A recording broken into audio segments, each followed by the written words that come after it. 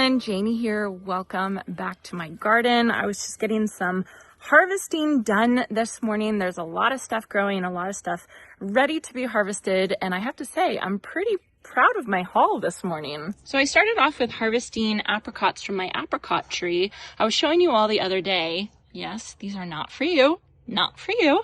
I was showing you all the other day that I have 4 main branches on that tree, and one of the branches totally ripe. All the fruit have grown and developed and are ripe, and these are the guys that were coming off of there, looking really good. Go, shoo. There was one other branch that had like a handful of ripe apricots, and they were these. And don't those look different? I mean, maybe I'm just kind of making up things now, but don't they look different? Do you mind? These are not balls. Go. He doesn't even eat them. He just plays with them like balls. Shoo. Go. Anyway, so I'm going to take these inside and wash them. I don't know if this is just not ripe yet or if this is a completely different variety, but I am leaning towards the fact or the possibility that this apricot tree is one of those combination trees that have 4 different varieties that have been grafted together, which I think would be really, really cool.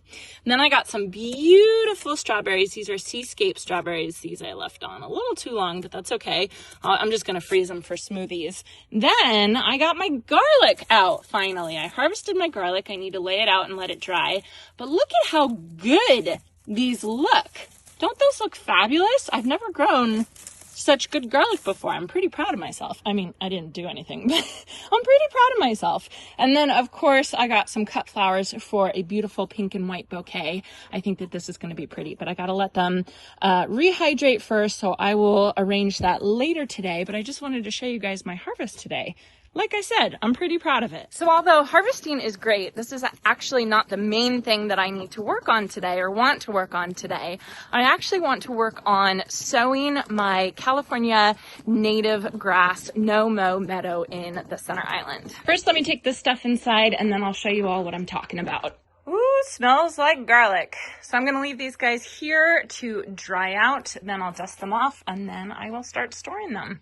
I have garlic for days. So I am working in this area of the garden today. This is the center island, and all of this is to the left or the south of the dry creek bed. And this area right here, right along my driveway, is my leach field. And so we've been really kind of limited in what we can plant here. You know, we don't want to plant anything too crazy here right next to the leach field. And so Michael Glassman came up with the idea of planting it like kind of like a meadow look, which I just absolutely loved. So what I landed on is a California native no-mow meadow, which is a total mouthful, but that's the best way to describe it. These grasses right here are a really good example of it. This is just one variety of grasses. And I actually got these at Annie's Annuals as plugs, and you can see they're starting to spread and everything like that. And I just wanted to try them out and see if I liked the look, and I love the look. I love the look. So I decided to go all in, and I bought a whole bunch of seed from a place called Stover Seed. And the reason why I went with them is because they had the California native mix, which is exactly what I wanted. So there's a whole bunch of really great reasons as to why to use the California native no-mow grass. One of them is that it's no-mow. You can leave it long and have that beautiful folded over look, which I love. Or if you wanted a tidier appearance, you can cut it back. You can mow it back. You obviously don't want to mow it back as short as like a normal grass, but you can mow it to make it look neat. The other great thing about this grass is that you don't have to water it as much as regular grass. You can limit the watering, especially during the summer, and it will kind of turn into kind of like a brown color, like you can see the field across the street from me, and it's totally going to live, and it's going to come back and turn green again as soon as the rainy season starts. Or you can add supplemental water to it and you can keep it green. I'm going to try and keep it green, but it's just nice to not have to worry because we are on well here, and I just cannot depend on having enough water to water a lawn. I cannot justify that where I live, which I know a lot of people are like, where's your lawn? But it just doesn't work for us in our climate and in our situation. It just doesn't work. So having this native no-mow grass gives us a really good excuse where if it's super, super hot or if we're low on water, or there's an issue with our well or anything like that, I'm not going to lose my lawn in a week, basically. So here's the 5-pound bag of grass seed that I ordered from the company. And you can see it's a mixture of 3 different California native grasses. And I printed out some notes just so I could say to you guys, explain to you guys what they were. So the first one is molate creeping red fescue, which is a perennial cool season grass that spreads by rhizomes. The next one is a western Moculum fescue, Fescue occidentalis, which is a bunch grass that grows 24 inches high in sun to part shade, which is cool. And then Idaho fescue, which is a perennial cool season native bunch grass that is supposed to be densely clumping and long-lived. So I think that that combination is going to be a perfect mix to be able to survive in our harsh conditions here and then also thrive for a long time. So I'm really excited to kind of spread it out. We did get a whole bunch of compost that we kind of spread out over the area just because this is right over our leach field, like I said, and we really haven't amended the area except for right where the old grasses are. So we just added a couple inches, and then I'm just going to spread the seed over it, rake it in, and then water it in. Now I will make one very important point to all of you, which is I am doing this at exactly the wrong time of year, which is pretty much par for the course for what I do. So really, you should be sowing your grass seed when it's cooler. You should sow it in the fall or in the spring. And really, I should have done it probably like February or March, but we just were not ready with the center island at that time. I can wait until fall, like around September or October. October would probably be ideal, but I am just too impatient for that. So instead, I am sowing it now, and then I'm committing to the fact that I am going to be watering it for the next couple weeks by hand. I do have the HoseLink oscillating sprinkler that I think will help me out a lot because it should get me most of the coverage, and I can just hook this up to my HoseLink pretty easily. And so I'm going to be using that, but just know that I know that what I'm doing is wrong, and I'm doing it anyway. The other thing I'm not doing is I'm not using a seed spreader to spread the seed. We actually got rid of ours when we moved. So I'm just going to use my hands. So Dad, if you're watching this, you just stop watching. Just turn it off right now. Turn it off.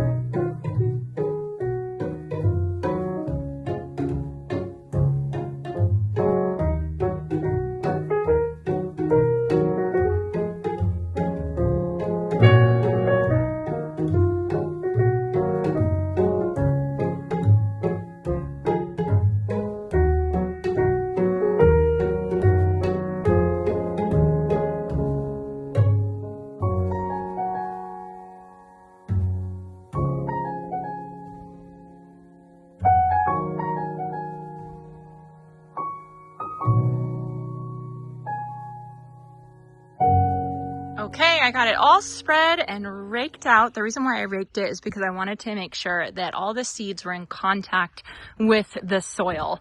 And so it's just kind of covering them just a little bit.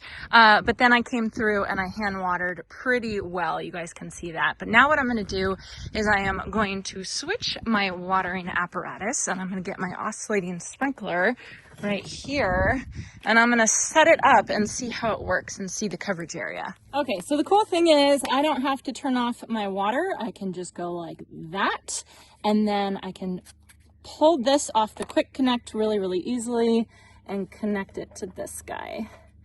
This is one of the reasons why Jason and I love these hose links so much. There we go. And then now if I turn this on, it'll start going.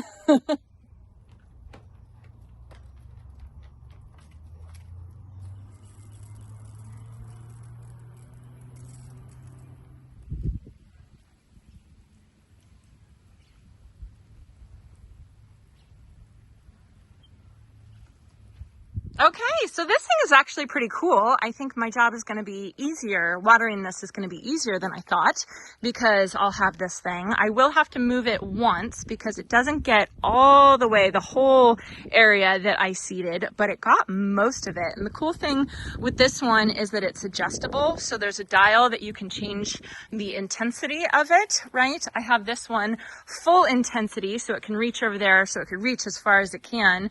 But then the other cool thing is there's these little toggles here. See, and if I push them, then it turns it off or on depending on how wide I want the spray to be. So I don't need the spray to be that wide. So I had these off, but I had all of these on. And then this is the toggle. I'm about to get wet. Run! It actually feels pretty good. But so you can kind of adjust it to exactly where you need it. You can see it's a little overspray over on there, so I'll even change it just a little bit. But I think that that's pretty cool. So this, I think, will definitely help me out. And then it's an easy, quick connect to put the handheld one back on if needed. So I've got this sprinkler going on the meadow area. I'm going to leave it on for about 10 minutes and then I have to switch it. And I thought while I was waiting, I could answer some questions you all have left me on the past couple videos. So the first question is from Melanie, and this is on the video where I cut back my hanging baskets back here. I loved filming that video and editing that video. My family and I were cracking up. If you haven't seen the beginning of that video, go back and watch it because it's really funny. We had fun filming it.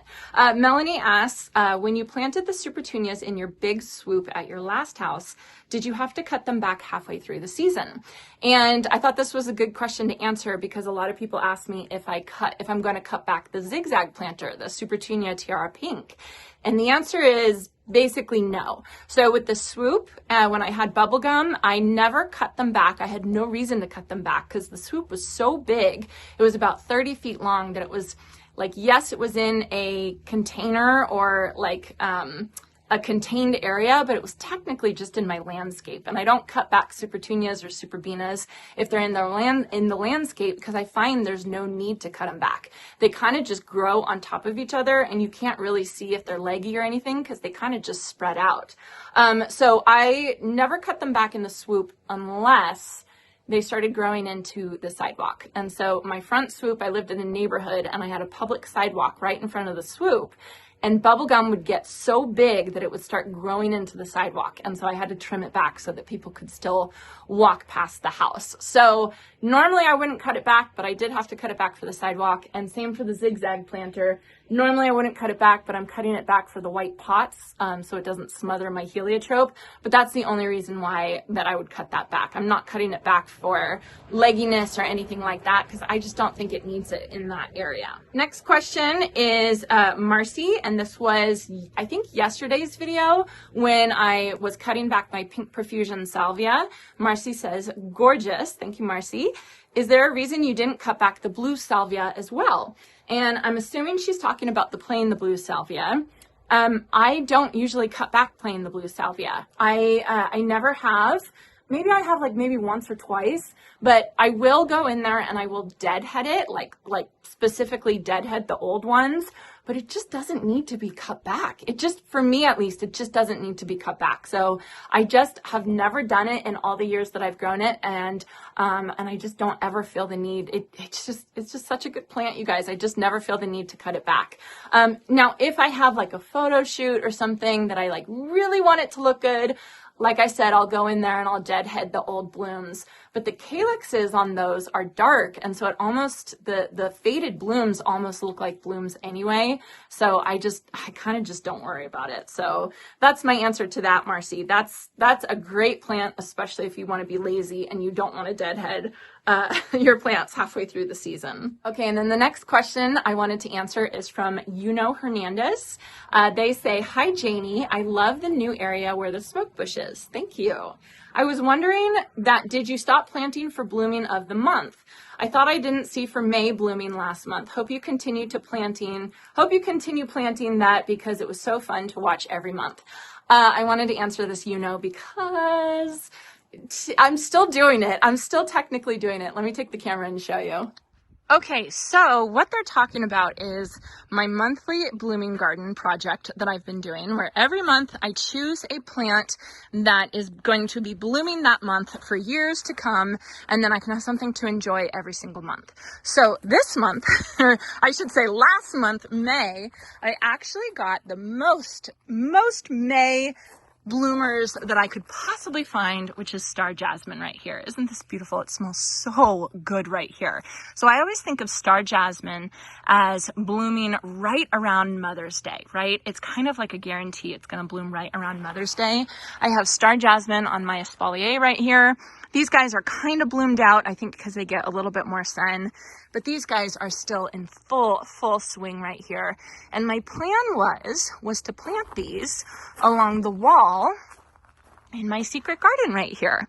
I want to cover this whole fence right here with star jasmine because I think it would just be beautiful. The girls can open up their windows and smell the beautiful scent this time of year. It's going to be gorgeous. But then I thought I should get some hog panels to put on the fence so that the star jasmine has something to grow up. So Jason and I went out and we got hog panels, and then we decided that we probably should paint them before we hang them. So we went out and we got black spray paint to paint them. And we have 8 panels, and we bought 3 cans of spray paint. One of the cans of spray paint was busted and didn't work, and then 2 cans of spray paint got this far, not even the other side, just this far. So we thought, okay, spray paint's probably not the way to go. So we have to go back to the store and we have to get some metal paint that maybe we can brush on, or maybe we can use our paint sprayer to spray on or something like that. But it's just one of those projects that's taking a little bit longer than we had planned. But the answer is no, I still had a May blooming garden. It just had all this other stuff that made it take a little bit longer. So no, I didn't do a May blooming garden video, but I'm still gonna do my May blooming garden. I'm just gonna probably plant it in June once we get everything, all the details worked out for the hog panels and painting them and all that kind of stuff. And you know what, that's okay, because the point of the blooming garden is, yeah, it's to enjoy it for this year, but it's really to enjoy it for all the years to come. So next year and all that kind of stuff. So even if I plant my star jasmine in June, they're still gonna bloom next May, which is the purpose of the blooming garden project. So anyway, I just wanted to say that for you guys. Thanks for asking that question. But blooming garden project is still going. This month just took, I don't know, it got out of hand a little bit. Okay, time to move the sprinkler. So easy. So this is gonna be my life for the next couple weeks. I'll probably do this maybe like 3 times a day. We'll see how hot it gets. We had a really hot day this past weekend. We got up to triple digits, 105 or something like that. But then we cooled back down pretty immediately. Now we're in like high 80s, low 90s. So it's not ideal. Like I said, I should have did this in February or March or something like that. But at least we're not in triple digits right now. So I think it should be okay. Everybody cross your fingers. I'm just going to stay on top of the watering and appreciate that it should germinate pretty quickly because of the warm soil temperatures. So anyway, everybody wish me luck for when my dad calls me after he sees this, because he's going to call me. He's like a total lawn guy. Like, you guys have seen his lawn. His lawn's beautiful. He's totally going to call me. So, Dad, I told you to stop watching this. Wish me luck. I hope you all enjoyed this, and I hope you all have a chance to get in your garden today.